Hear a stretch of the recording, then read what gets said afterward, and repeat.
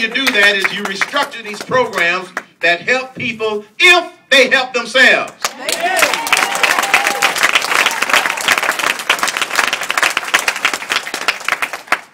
We were in Reno where I had an event yesterday. I had 2 events. I met a 14-year-old young girl. She was with the gentleman who was with the Republican Party that was showing us around and acting as our host. This young lady's name was Christiana. Her background would tear your heart out. Christiana had lived from foster home to foster home, her and her brother. And then about 3 years ago, Christiana took her brother at the age of 12 and ran away because the brother was being abused.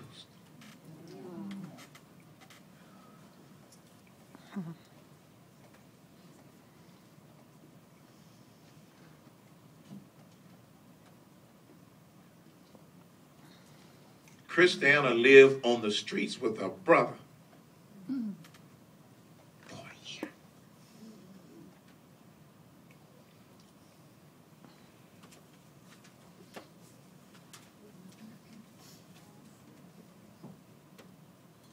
Just give me a minute, y'all.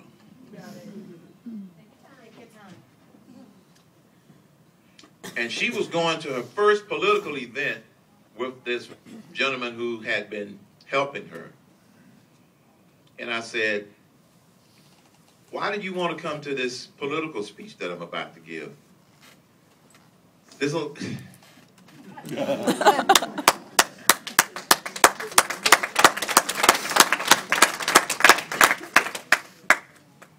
this little 14-year-old girl said, because I don't want to leech off the government and I am sick of Barack Obama. 14 years old. 14 years old.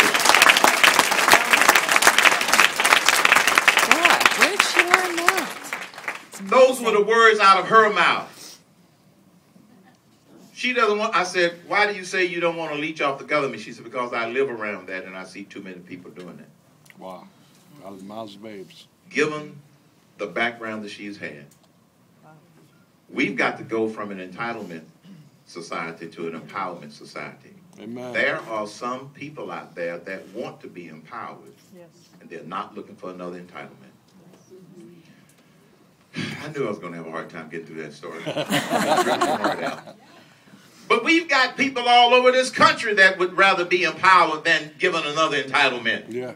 And so we have to restructure all of these programs. The fourth one that I'll touch on real quickly, immigration. The reason that immigration has not shown any progress is because it's not one problem, it's 4 problems. And the first step is to make sure you're working on the right problem. Here's my approach. The 4 problems that we must work on simultaneously are, number 1, secure the border. Seriously, secure the border.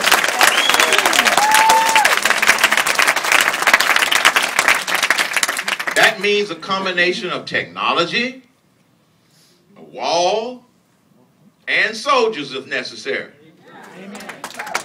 We have all of those at our disposal. We can put a man or a woman on the moon, and you're going to tell me we can't secure the border? I think we can secure the border if we want to. I had some liberal say to me in an interview once, well, Mr. Cain, that's just insensitive. Building a wall and putting soldiers down there with guns. I know, and I said, no, the insensitivity is them killing our citizens, killing our agents. That's what's insensitive. Second problem, enforce the laws that are already there. Enforce the laws. Thirdly, promote the path to citizenship that's already there. We don't need a new path.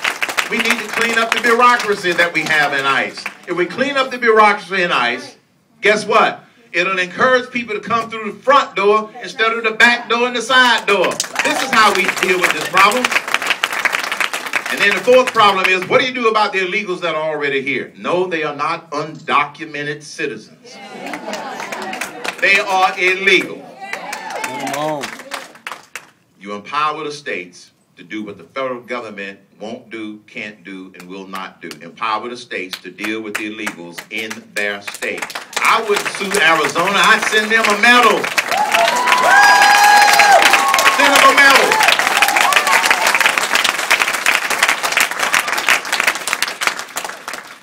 Empower the states.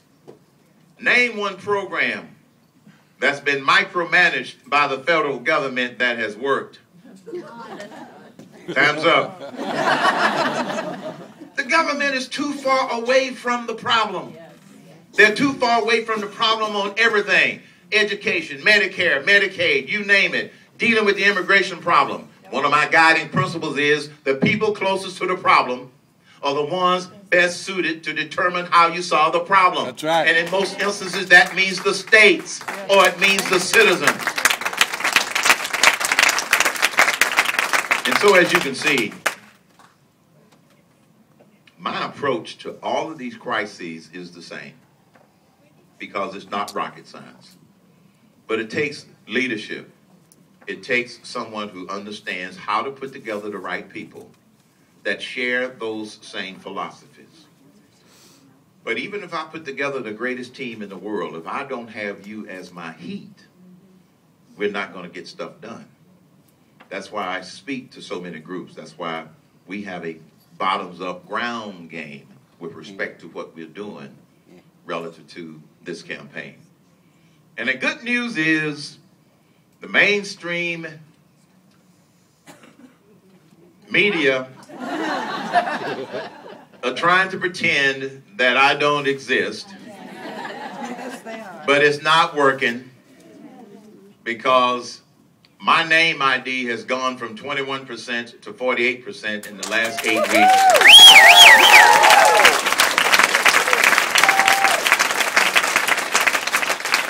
And I am now consistently finishing in the top 3 or 4 in all of the presidential preference polls. The guy that nobody knows. And Gallup also has one called Positive Intensity, which is a favorability poll, and for the last 9 weeks, I have come in first in that with only a 48% name ID.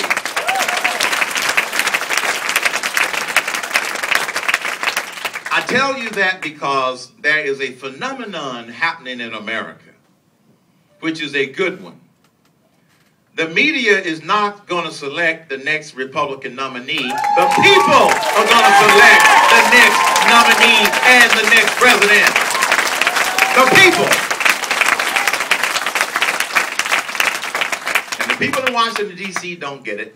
The lame-brain media, they don't get it yet. But I am encouraged every day because the people get it. Yeah. Yep. Amen. Let me tell you one other reason I'm running, and then I'll let you go. I don't know if I was supposed to take questions or not, but you all have been here for 2 days, so I won't take questions. You can find more information about my approach to all of these issues at hermancain.com. Yes, hold that up. Yes, she's got one. It's called Common Sense Solutions, okay? Common Sense Solutions. It has the power to approach all of these other issues. And some people say, well, it didn't cover everything. I wasn't trying to cover everything. I was just trying to cover the most critical things. But let me just share with you in closing one of the other reasons that I'm running for President of the United States. I didn't grow up thinking that I wanted to be president one day. 3 years ago, I never thought of running for President of the United States. But 2 things happened that prompted me to get serious about considering running for president. The first thing that happened was in 1999, when my first grandchild was born. Her name is Selena. I was at a board meeting in Hawaii, and I didn't think I was going to make it back to Atlanta in time to be there for that blessed event for the first grandchild. My wife was there with my daughter.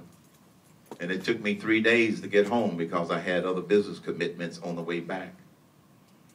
But on January 22nd, 3 days after the labor started, I kept calling my son saying, Vincent, do we have a baby yet? This was after the first day, the second day. Vincent, do we have a baby yet? He said, no, Dad. And then when I called him the morning of the 22nd, I said, Vincent, do we have a baby yet? No, Dad, we don't have a baby yet. I said, why don't we have a baby? He said, Dad, it's a slow baby. It's been 3 days. So finally, I got to Atlanta on the evening of January the 22nd, 1999, arrived at about 8:30, got in a car, went to Piedmont Hospital, got to the hospital at about 9:30. And at 9:56, the baby was born.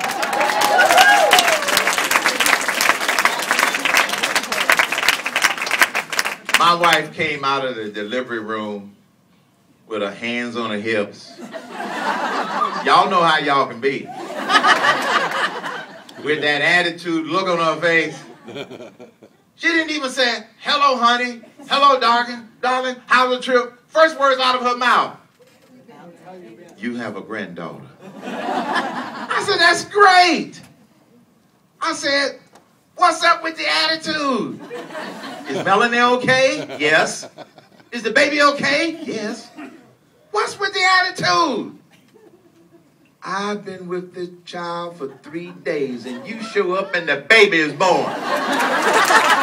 She was waiting on granddad. Waiting on granddad. She said, would you like to see your new granddaughter? I said, yes, I would. I went inside the delivery room and I asked my daughter, I said, Melanie, are you doing okay? She said, yes, Dad. And then I said, how's the baby? She's fine. She said, would you like to hold her? Yes. I looked into that little 15-minute-old face. And the first thought that went through my mind, so help me God, was what do I do to make this a better world and a better nation? I didn't know what the answer was then, folks. That was 12 years ago. I just knew that God had blessed me with some experiences and some abilities that I was not supposed to put on a golf cart 3 days a week for the rest of my life.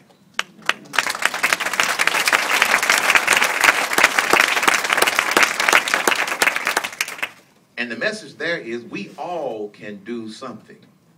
Not everybody can run for president. Not everybody should run for president. Not everybody should run for office. But everybody can do something, even if that's helping somebody get elected, supporting somebody, or being the heat when you want to see the right things in Washington, D.C.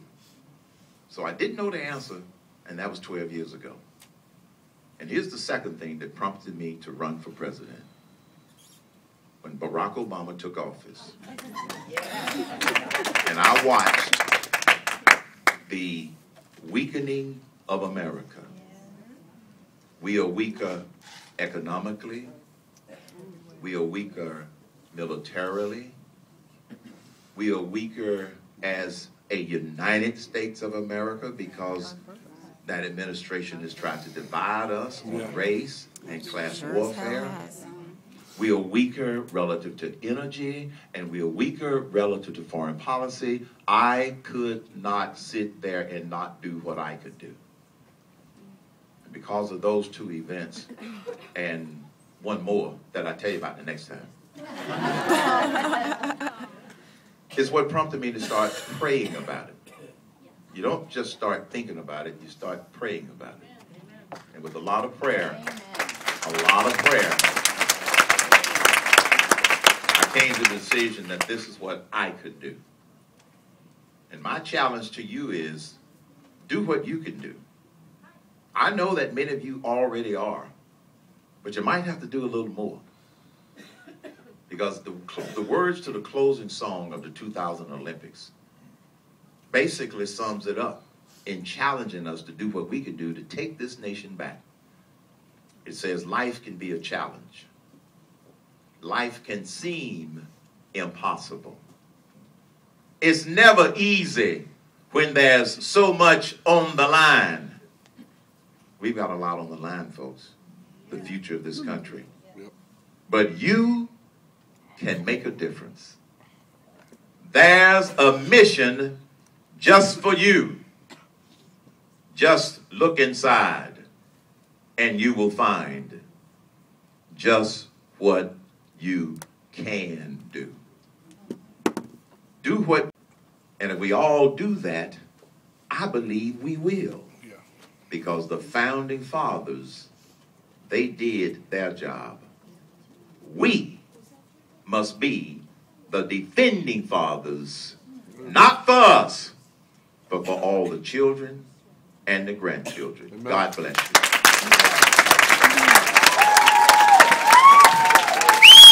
Thank you.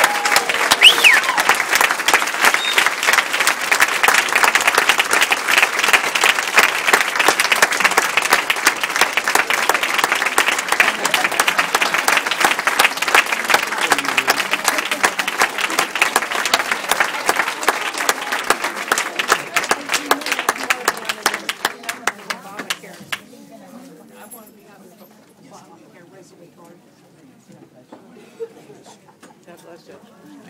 Appreciate it.